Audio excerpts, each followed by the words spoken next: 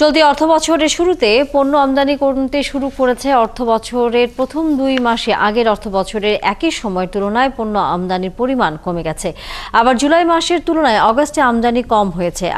জাতীয় রাজস্ব বোর্ড আমদানির পরিসংখ্যান থেকে এসব তথ্য পাওয়া গেছে।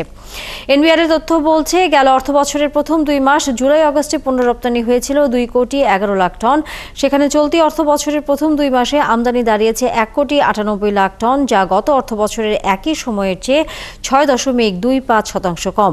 তবে আমদানি কমলেও আমদানি খরচ কিছুটা বেড়েছে। গত অর্থবছরে যেসব পণ্য আমদানি হয়েছিল তাতে ব্যয় হয় 1,199 কোটি মার্কিন ডলার।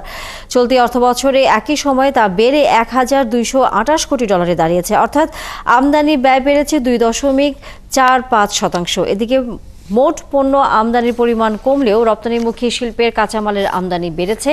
চলতি অর্থবছরের জুলাই আগস্টে আমদানি হয়েছে 9.5 লাখ টন, যা গত বছরের জুলাই আগস্টে ছিল 8.5 লাখ টন।